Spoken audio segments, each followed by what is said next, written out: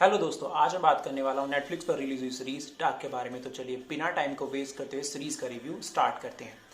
अगर मैं इस सीरीज की बात करता हूँ तो इस सीरीज की बात करने से पहले अगर आपने क्रिस्टोफर नोलान की इंटरस्टेलर मूवी देखी है और उस मूवी को देखने के बाद जितना आप कंफ्यूज हुए उससे कहीं ज़्यादा कंफ्यूज आप इस सीरीज को देखने के बाद होने वाले हैं, क्योंकि जिस टाइम ट्रैवल के कॉन्सेप्ट को इस सीरीज में यूज़ किया गया है वो काफ़ी कंफ्यूज कर देने वाला है और टाइम ट्रैवल करने के तरीके भी इसमें काफ़ी अलग तरह के यूज़ किए गए हैं। तो मतलब आपको काफ़ी ये तरीके कंफ्यूज करने वाले। उस मूवी में सिर्फ एक ही टाइमलाइन ने हमें इतना कंफ्यूज कर दिया और इस सीरीज में एक साथ पांच पांच टाइमलाइन आपको 3 सीजन में देखने को मिलने वाली है। तो मतलब ये सीरीज आपको काफ़ी ज़्यादा कंफ्यूज करने वाली है। अगर मैं इस सीरीज के मेन प्लॉट की बात करूँ तो इस सीरीज का मेन प्लॉट जर्मनी के विंडन शहर के चारों तरफ स्टार्ट होता है और विंडन शहर में भी 4 फैमिलियों पर मुख्यतः इसका सीरीज का पूरा फोकस किया गया है। खानवाल्ड, नील्सन, टाइडरमैन और डोपलर। और इन्हीं चारों फैमिलीज के कैरेक्टर्स का नाम आप बार बार इस सीरीज में सुनने वाले हैं और इन्हीं कैरेक्टर्स के चारों तरफ इस पूरी सीरीज की कहानी को बुना गया है। अगर मैं इस सीरीज के मेन कैरेक्टर की बात करूँ तो इस सीरीज का मेन कैरेक्टर जोनस कानवाल्ड है, जिसने इस सीरीज में 3 कैरेक्टर्स अलग अलग भूमिका निभाई है। मतलब यंग जोनस की, अडल्ट जोनस की और ओल्ड जोनस की। मतलब तीनों स्टेजेस को आप साथ साथ देखने वाले हैं सीरीज में। तो इसलिए पता ये सीरीज आपको काफ़ी कंफ्यूज करने वाली है।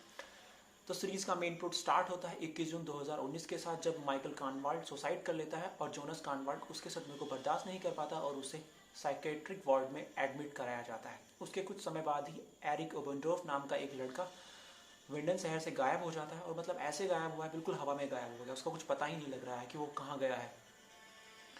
पुलिस काफ़ी ढूंढने के बाद ही पुलिस कुछ पता नहीं कर पा रही है उसका कि वो चला कहाँ गया है। और इसी बीच जोनस साइकेट्रिक वार्ड से वापस आता है विंडन, और उसी दिन जब वो वापस आता है तो उसी दिन अपने दोस्तों को लेकर वो एरिक ओबेंडोर्फ को ढूंढने के लिए जंगल की तरफ चला जाता है।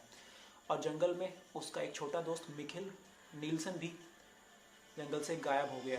अब मिखिल के पिता ओरिक नील्सन, जो एक पुलिस ऑफिसर है, वो अपने बेटे के डिसअपीयरेंस को और एरिक ओबेंडोर्फ के डिसअपीयरेंस को कनेक्टेड मानते हैं। और ना सिर्फ वो उन दोनों को कनेक्टेड मानते हैं बल्कि वो ये मानते हैं कि 1986 में जो उनके ब्रदर मैड नील्सन जिस तरह से डिसअपियर हुआ था, ये घटना लगभग उसी तरह की है।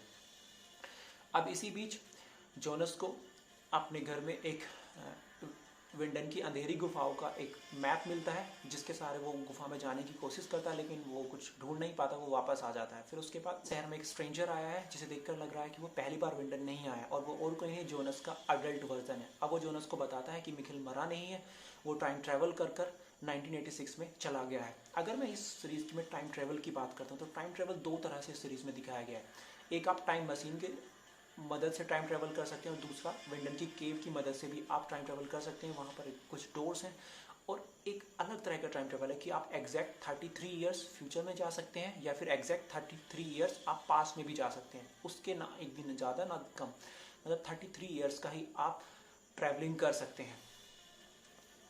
अब ये जानने के बाद जब अडल्ट वर्जन यंग जोनस को बताता है कि मिखिल मरा नहीं है, वो 1986 में चला गया टाइम ट्रैवल कर वो उसका विश्वास नहीं करता, तो उसे वो विश्वास कराने के लिए वो उसे केव के थ्रू टाइम ट्रैवल करा के वो उसे 1986 में लेके जाता है और उसे बताता है कि मिखिल ही आगे चलकर माइकल कानवाल्ड बनेगा। तो अगर वो उसे वापस लेके जाएगा तो उसका एग्जिस्टेंस ही नहीं रहेगा। अब इसी बीच ओलरिक अपने बेटे को जंगल में सर्च टीम लेकर काफ़ी ढूंढ रहा है। उसे ढूंढते हुए उसे एक डेड बॉडी मिलती है। अब उस डेड बॉडी की पहचान करते करते उसे पता लगता है कि वो डेड बॉडी किसी और की नहीं, उसके भाई मैड नील्सन की है, जिसकी जो 1986 में लापता हुआ था। अब वो बहुत ज़्यादा सरप्राइज है कि 1986 में अगर उसकी डेथ भी हुई थी तो अब तक बॉडी प्रिजर्व कैसे है। अडल्ट जोनस उसे ये भी बताता है कि अभी कुछ ही दिनों में विंडन के न्यूक्लियर पावर प्लांट में काफ़ी बड़ा ब्लास्ट होने वाला, जो एपोक्लिप्स की सिचुएशन जनरेट करने वाला है वर्ल्ड में।